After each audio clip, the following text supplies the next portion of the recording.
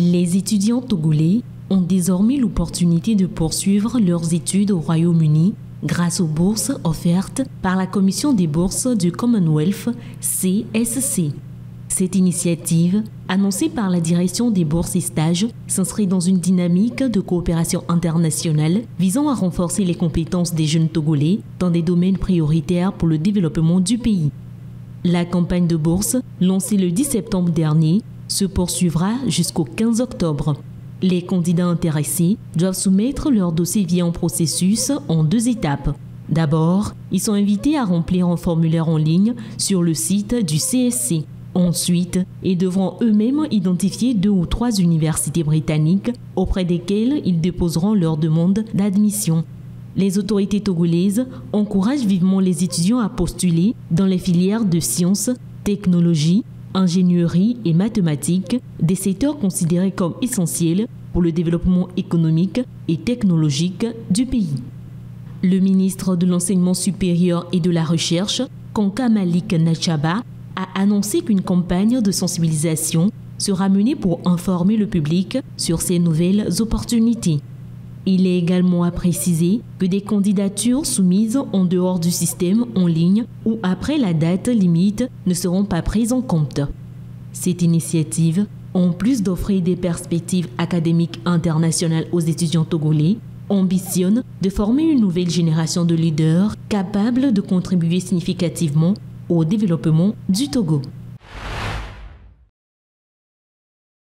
Le Togo continue d'améliorer ses exportations. Au premier semestre 2024, les exportations du pays vers le reste du monde se sont chiffrées à 422 milliards de francs CFA, indique l'Institut national de la statistique, des études économiques et démographiques INSEAD. Sur les produits exportés, les phosphates naturels de calcium, les phosphates aluminocalciques naturels et craie phosphatée constituent les premiers produits fournis à l'extérieur, générant 39 milliards de francs CFA surtout au 2e trimestre. Rappelons que selon le dernier rapport publié par l'Initiative pour la transparence des industries extractives ITIE, en décembre 2023, le secteur extractif togolais est dominé par l'exploitation du phosphate dont la production a atteint 1,45 million de tonnes en 2021. Outre la production de phosphate, le pays exporte également du calcaire, de l'argile et du clinker qui représentent près de 2% du PIB national. D'autres ressources comme le manganèse sont susceptibles de concrétiser l'ambition du pays qui est de doubler la part des mines dans le PIB d'ici 2025. Par ailleurs, le Togo fait partie des principaux producteurs mondiaux de phosphate à la fin du XXe siècle, mais aujourd'hui, il est hors du top 20 mondial.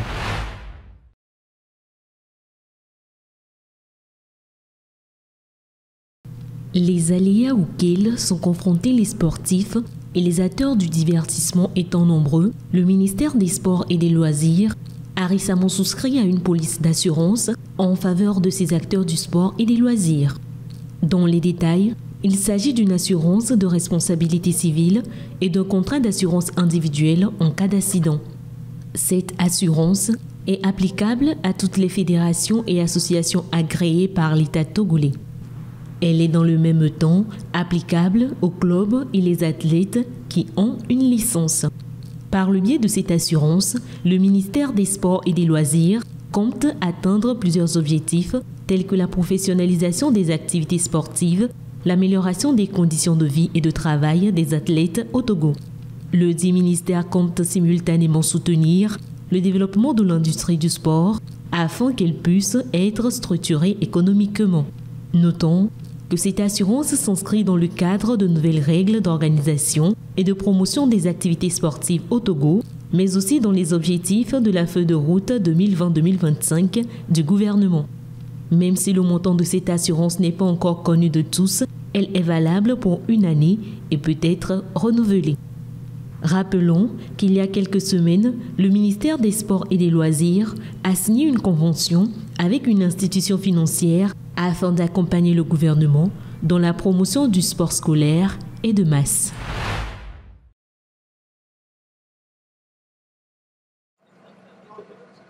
En Somalie, l'armée nationale SNA et les services d'action contre les mines des Nations Unies mènent une lutte contre la menace persistante que représentent les engins explosifs improvisés.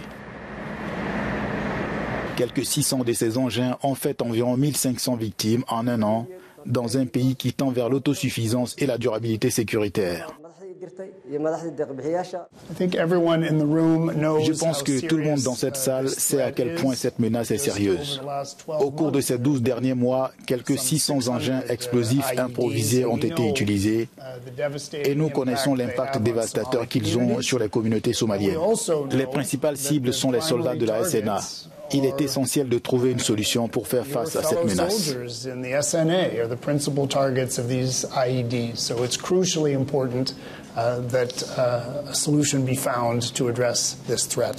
Sous l'égide de l'ONU, une séance de formation est lancée pour un mois afin de renforcer les capacités des formateurs de l'armée somalienne dans la lutte contre les engins explosifs improvisés.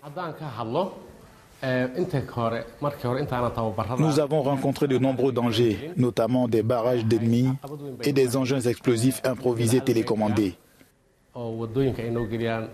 Nous avons perdu de nombreux camarades.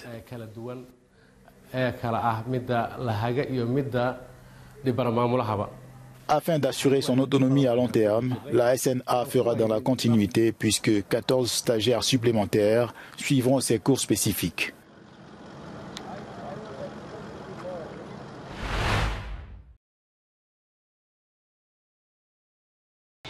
Au moins 24 otaries à fourrure retrouvées mortes ou euthanasiées.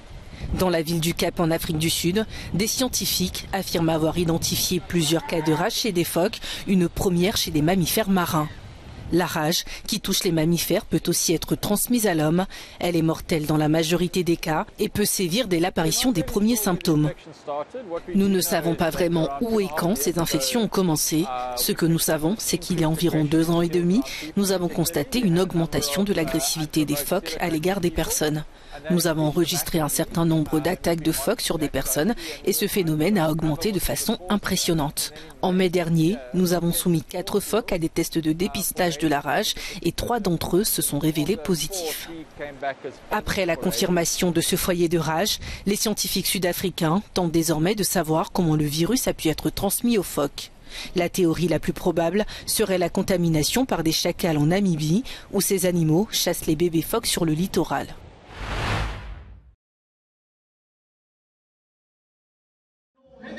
Les forces armées iraniennes ont organisé samedi leur traditionnel défilé annuel à travers tout le pays en commémoration des martyrs de la guerre menée contre l'Irak entre 1980 et 1988. Et le président Massoud Pezeshkian s'est adressé à son peuple. Si nous sommes unis, si nous nous donnons la main, l'usurpateur Israël ne pourra pas commettre les crimes qu'il commet actuellement dans la région.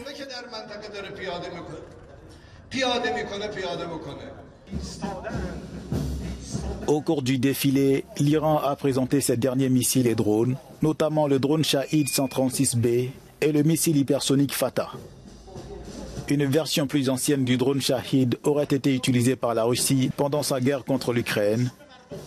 La Russie reçoit des drones Shahid de fabrication iranienne depuis 2022. L'Iran a nié avoir envoyé des drones à la Russie depuis le début de la guerre.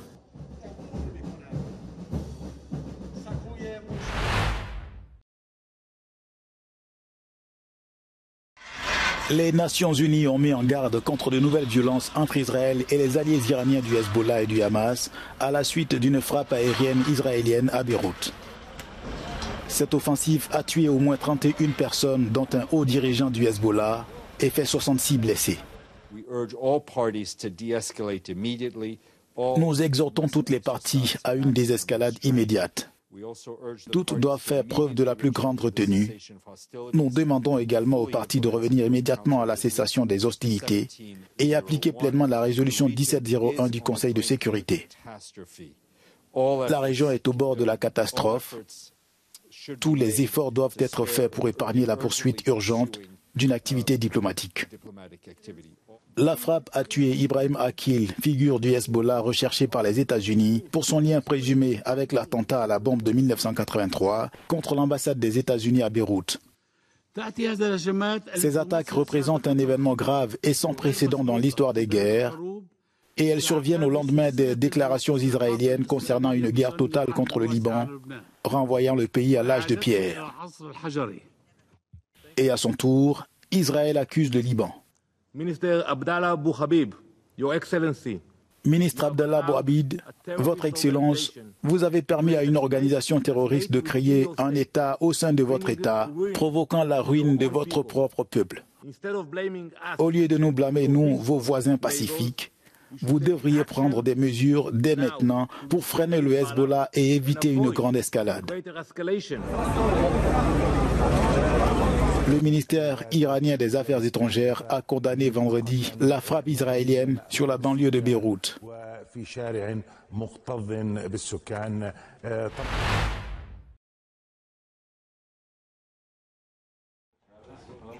En prélude à la très prochaine Assemblée générale des Nations unies, la sécurité a été renforcée au niveau du siège de l'institution à Manhattan, aux États-Unis.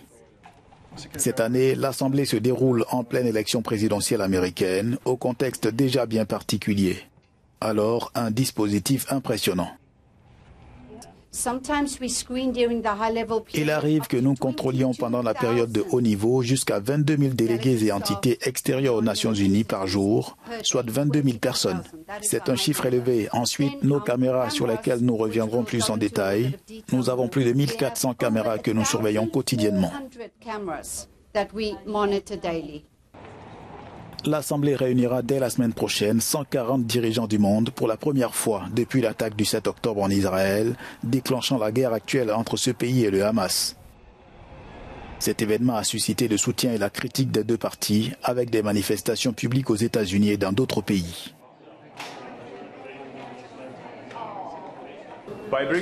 En réunissant plus de 10 représentants de différentes agences, nous garantissons une approche unifiée et stratégique qui nous permet de faire face à toute éventualité.